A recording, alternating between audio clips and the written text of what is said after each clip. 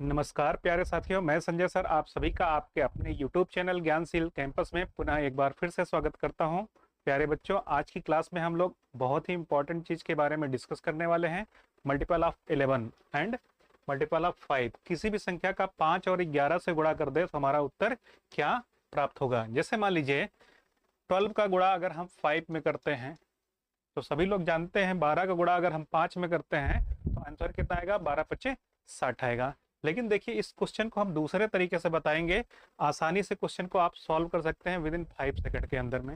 तो ध्यान दीजिएगा, हमें क्या करना है, इस नंबर पे ही फोकस करना है, 5 को अभी छोड़ देना है। ठीक, तो हम क्या करते हैं, इस नंबर पे जब फोकस करते हैं तो यहाँ पे कौन सा नंबर दिया गया है, 12। तो हमें क्या करना है, इस नंबर का आधा कर देना है। इस नंबर का आधा कितना होगा, 6 होगा। इसके आगे एक जीरो बढ़ा देना है तो आपका आंसर कितना निकल के भाई, 60। ओके, अब देखिए जैसे नेक्स्ट क्वेश्चन है, अगर हम 24 का गुणा 5 में कर दें तो उत्तर क्या प्राप्त होगा। तो हमने क्या बोला, हमें केवल इसी नंबर पे फोकस करना है जो यहाँ पे लिखा है।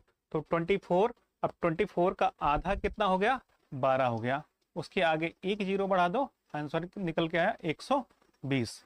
नेक्स्ट क्वेश्चन है आपका, जैसे मान लीजिए 44 का गुणा आपने 5 में किया तो आंसर क्या होगा। तो 44 का गुणा अगर हम 5 में कर देते हैं तो हमें क्या करना है, केवल इसी नंबर पे फोकस करना है। तो 44 का आधा कितना होगा, 22।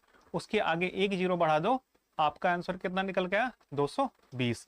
तो हमें क्या करना है, इसी प्रकार से मल्टीपल ऑफ 5 वाले क्वेश्चन को सॉल्व करना है। तो कुछ और क्वेश्चन को हम सॉल्व करते हैं, ध्यान दीजिएगा आप लोग। जैसे नेक्स्ट क्वेश्चन है, 56 का गुणा हमने अगर 5 में कर दिया तो आंसर क्या प्राप्त होगा।